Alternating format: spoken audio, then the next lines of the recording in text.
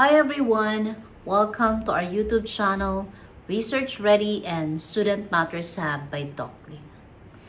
Our lesson video has something to do with what can be our character inside our workplace na pwedeng makatulong sa atin.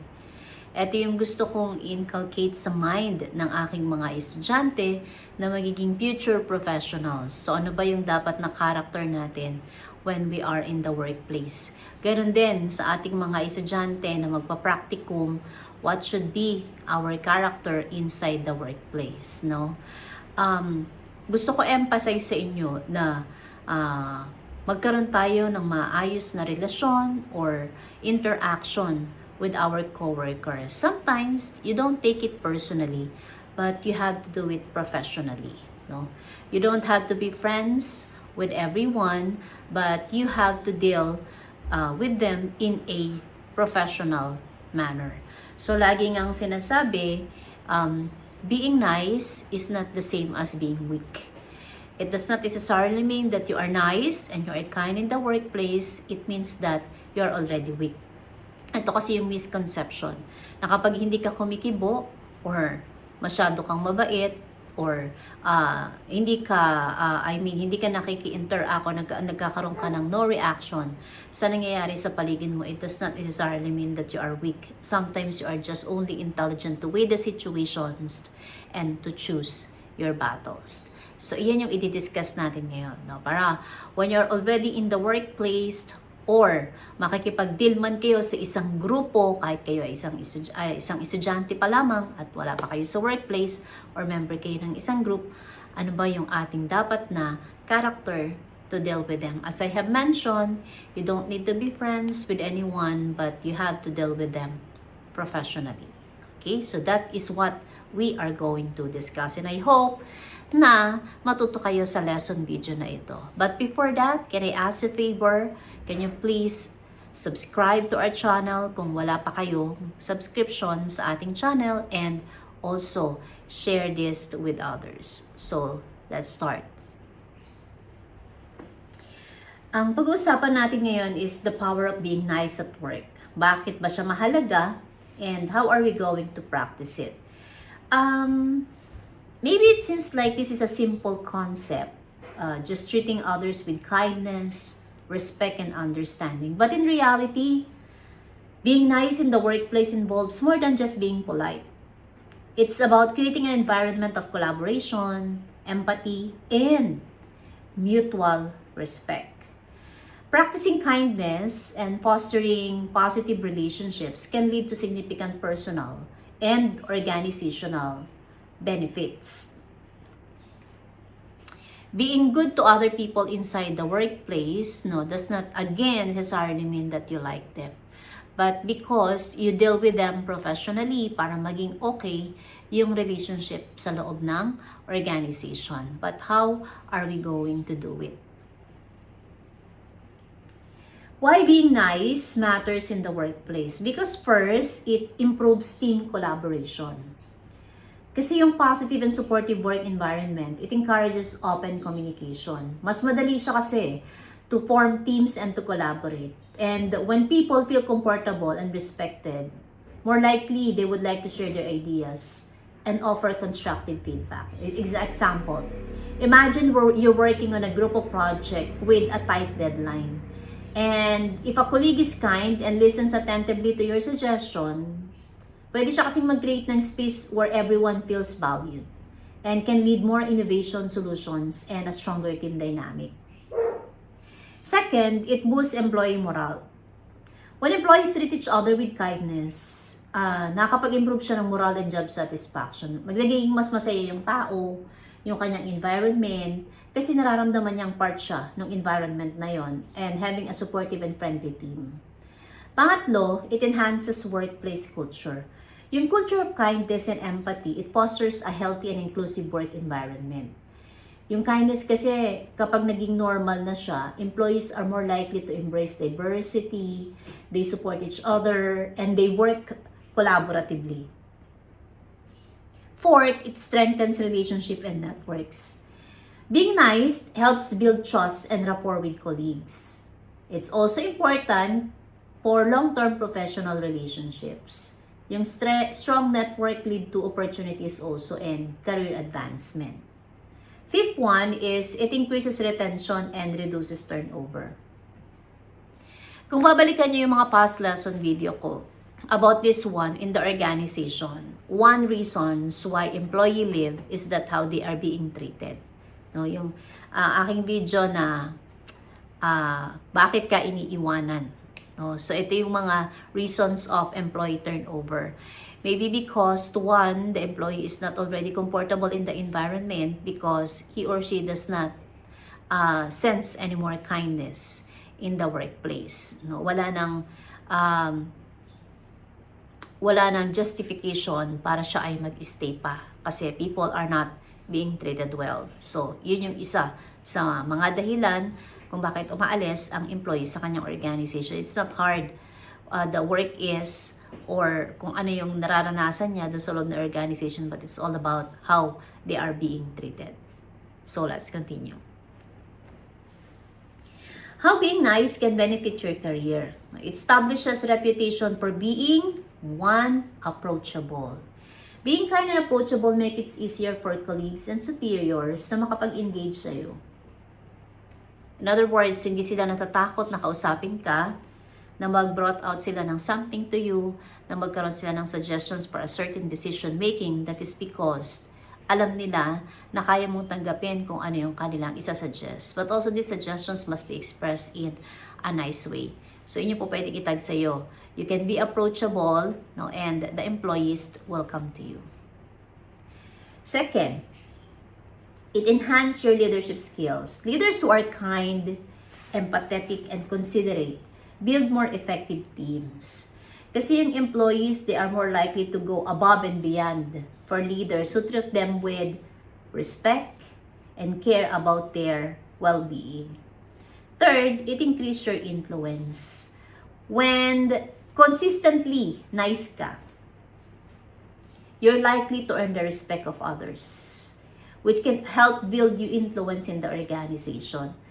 So, mas mahihiya pa yung tao na hindi sumunod at makinig sa'yo dahil sa character na meron ka. People tend to gravitate toward individuals who make them feel respected and valued. Example, if you frequently offer help or support to your colleagues, even in small ways, nakakapag-create ka ng pattern of goodwill. And over time, this can make you someone people go for advice or mentorship. So, nakikita ka nila na sandalan. And you can establish also a top leadership or a trusted team member. Fourth, conflict resolution and stress reduction. Kasi yung kindness, it can diffuse tension. And it can help resolve conflicts in a constructive manner. When you're able to maintain a calm and kind demeanor during disputes, you can help mediate and find solutions sa mga escalating issues. Now, how can we be nice at work? What are our practical tips and examples? When I said how are you going to be nice at work, it doesn't mean that you have to be holy. You have to be saying always yes all the time. Again, it's a way of sensing or showing a sense of professionalism inside the workplace. No? So when things go wrong, still, you are going to consider the feelings and emotions of your coworkers. It doesn't also mean that being kind also show weakness. There are some other people lamang na mas pinipili nilang manahimik at maging mabait or maging considerate kesa mag-aggravate yung situation. Okay, so let us continue. So, how are we going to be nice at work? So, first, you show genuine interest in others. Take the time to get to know your colleagues. You can also know about some things on their personal lives and show genuine interest in their well-being. Second, practice active listening. When someone is speaking to you, you have to listen attentively without interrupting. Show that you're engaged and care about kung ano ba yung kanilang sinasabi. Example, during a meeting, when a colleague presents an idea, give them your full attention. Nod in agreement and paraphrase what they said to show you understand. Okay? Third, offer praise and recognition. Hindi naman nakakahiyang sabihin ito. You have to acknowledge the hard work and achievements of your colleagues. Everyone likes to feel appreciated. But, I might quote this one, genuine appreciation. Fourth, offer help when you can. If you have time or ability, offer help to others when they overwhelm or in need of support. Kasi matatandaan nila yan. Fifth, you have to be patient and understand when others are stressed. You have to also put your shoes in their shoes sometimes. Not everyone works at the same pace. Minsan merong mga pinagdadaanan. And people sometimes go through difficult times, as I have mentioned. You have to be patient and understanding, and you have to show emotional intelligence. 6, address conflicts constructively.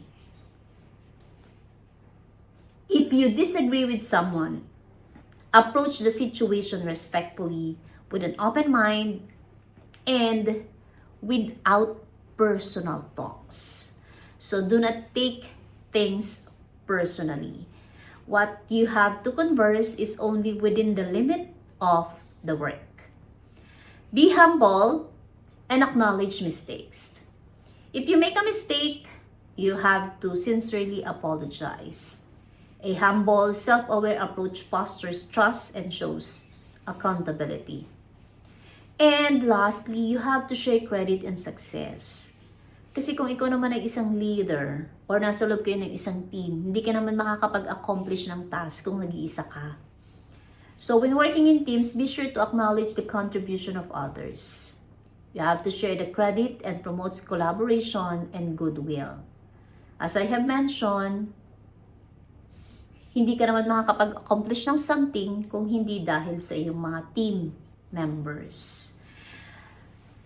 Ang sabi nila, being kind has also its downside. Kasi po pwedeng sabihin na, ma'am, kasi kapag mabait ka sa isang organization, ang tendency maabuso ka.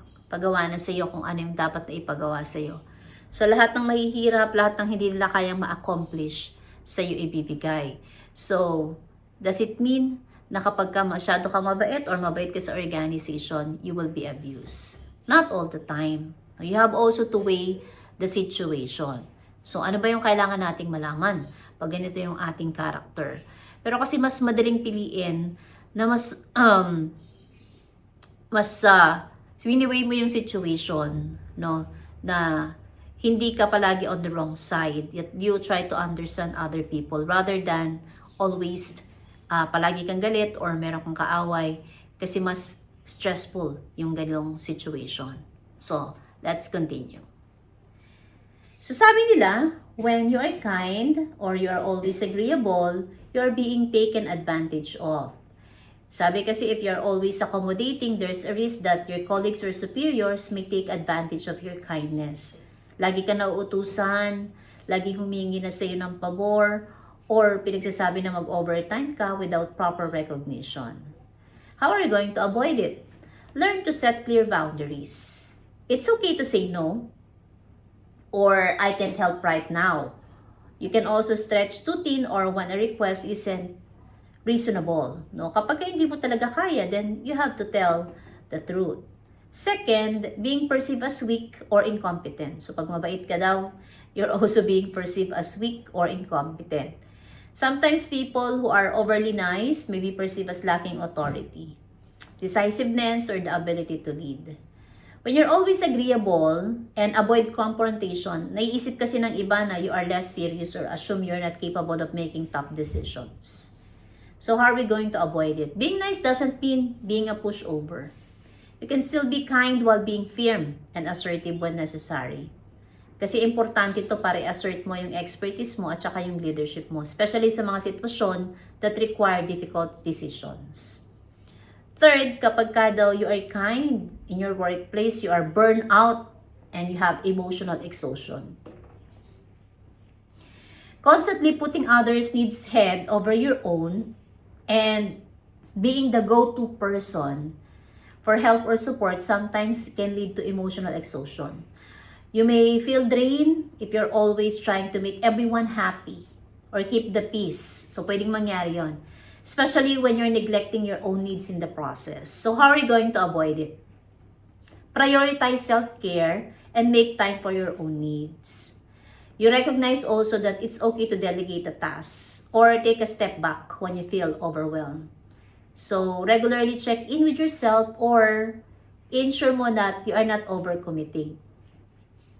Number 4, difficulty in giving constructive criticism. So, sabi nila people who are overly nice may find it hard to provide criticism even when it is necessary for growth and improvement. Kasi nga ayaw mo ng confrontation.